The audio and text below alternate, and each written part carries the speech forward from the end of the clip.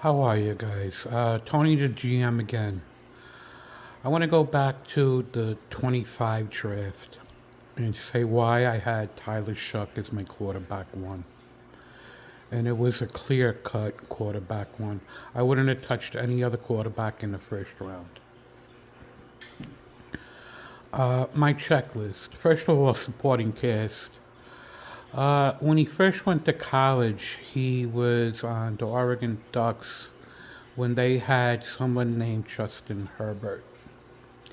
Usually, when a college coach looks for quarterbacks, they get like type quarterbacks with similar type skill sets. You're not going to get a running quarterback that you need two different types of systems for.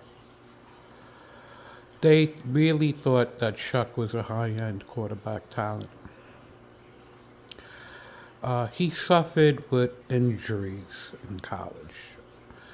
That was the majority of that was his only problem, actually. He had broken bones multiple times. Broken bones heal. Absolutely not an issue. Now, he redshirted a year. He was injured. He lost 3 seasons into injuries. He came out, he was 25, going to be 26. He's a 26-year-old quarterback now. You talk about quarterback age as a reason not to draft a quarterback. The NFL has missed probably on 60-70% of first-round quarterbacks over the past 20 years. You can't count the last 2 years. They're going to be missing on a lot of the quarterbacks. They've been missing at a very high rate. You draft talent, guys. You draft what you see. Height, weight, Shough checks both of them. Arm strength, positive arm strength, without a doubt. Arm talent, the key, the ability to deliver the ball at different ball speeds, different arm angles, and deliver the right throw consistently on the play. It's all over Shough's tape. Okay. Supporting cast, that's a big one for me. Okay. He went to Louisville as a great offensive-minded coach, a great coach in general. First time playing. Guess what team led the entire country in drop balls? Louisville. They weren't really helping him. He threw some absolute dimes that were dropped. Now, you don't look at highlight films. You look at every single thing a quarterback does. Shough shows pocket maneuverability. He shows pocket awareness. He's following progressions. He's making high-level NFL throws. Everything positive that you want from a quarterback. He's throwing with anticipation. He's making quick decisions. His view, when he changes view, when he follows progression going 1, 2, 3, he instantaneously makes a quick decision and throw. The throw matches the play. This is where you look when you're looking at a NFL draftable quarterback. He was as draftable as could possibly be last year. I said this months before the draft. He wasn't even listed as draftable. Maybe a 6th-round pick, 7th-round pick. I had him as best quarterback in a draft. Now, I don't use statistics. Tyler Shough is on the Saints. He's with a very good a very good coach who's going to be a very good coach. He's doing pretty well, actually very well, considering that his offensive line is suspect. They traded 2 of his starters, or they traded one, Rashid, and they let Cook go to go, play for a winner, I guess. And he's doing extremely well because he's doing what quarterbacks are supposed to be doing. Now, this is why the NFL constantly misses on quarterbacks. Ward and Sanders were in that draft, and Jackson Dart. Okay, Ward was totally undraftable his first 4 years.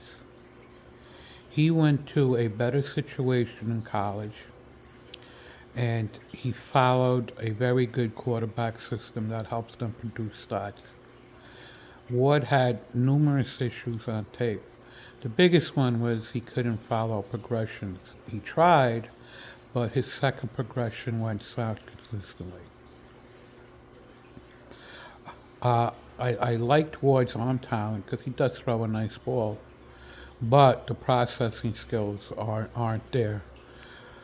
And could you build a system, give him great protection? Could you win some? Maybe, but definitely not a first round talent. Sanders, everybody was all over Sanders as a top 2 pick in the draft. I had him undraftable 5 months before the draft. Why? Horrible overhand delivery. He held the ball forever. Has a very, very weak arm, extremely weak arm. If you pressure him, his ball goes high or low, which will lead to countless interceptions in the pros. He was a product of holding the ball until his receiver got open. That's exactly what he did. He was a stare-down receiver who held the ball in college. That's why he led the country in sacks. Or he had an outrageous sack totals.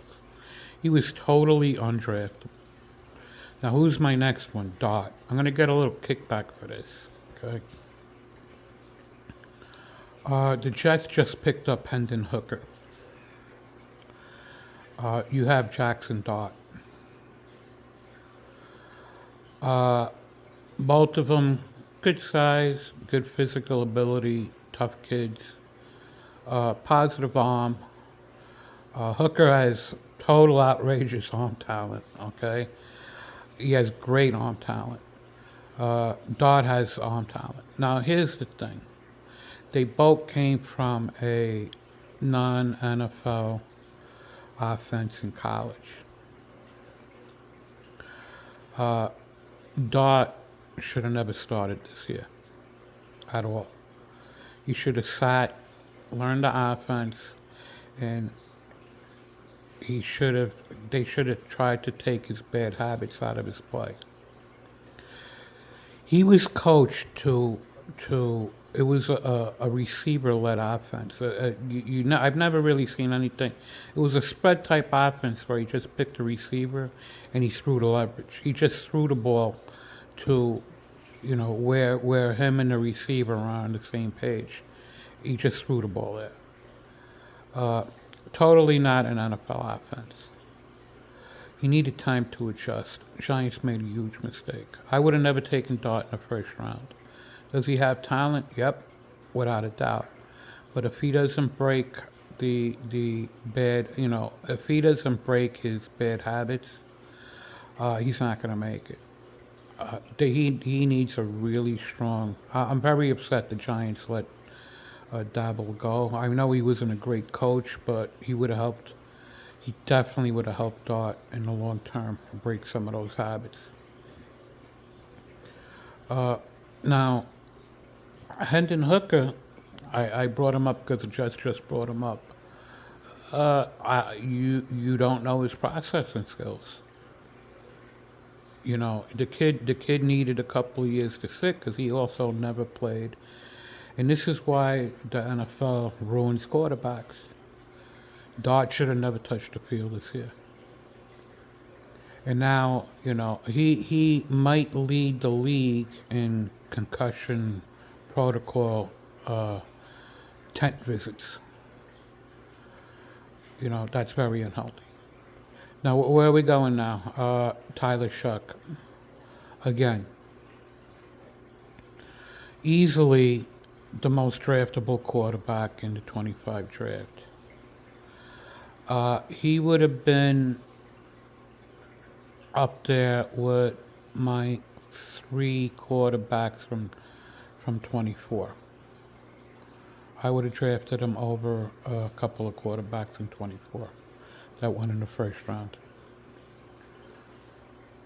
That's all I have to say for today, guys. Keep track. Aller is quarterback one. Sawyer Robertson is a first round pick. And Mendoza is a late first because he has upside to work with. Taylor Green is another one to watch. He deserves a shot in the NFL. He has a very gifted tool set. Now, my pick history has been very spot on. I've done, very well with my pick history because I look at the position totally different. I look at it upside down. What the NFL evaluators say is important and what the fans think is important is totally different than what I look at. Because, I'm studying why the NFL constantly fails. College win-loss records mean absolutely nothing. They mean absolutely nothing. College statistics mean absolutely nothing. Building a highlight film to sell quarterbacks, meanwhile you're not watching his entire game film, means absolutely nothing. I do this consistently. I just sit there and plot every throw, see what I see. I'll give you a little tidbit. I don't think Mendoza's moved around the pocket once the entire year so far. And and I watched every play multiple times already, but now I'm going through it again. I don't think he's moved around the pocket once. So far, he's been hit slightly on one rollout. He hasn't been touched. This is on film, guys. I saw 3 second progression throws in my first 5 games of film. One of them was an interception. It was should have been an interception. It should never have been thrown. Second window, bad decision. I don't think he processed it in time. The other 2 were against Kennesaw State, legendary Kennesaw State. There's some issues there with Mendoza. The fact I like Mendoza as a first round pick is because I don't think he had the coaching growing up to make him into a high level draft pick. I also don't think he is a natural quarterback. I think he is a product of hard work. So we could keep on going. I could talk about the quarterback position all day, guys. If Tyler Shough stays healthy, he is a franchise quarterback for a very, very long time. Take care.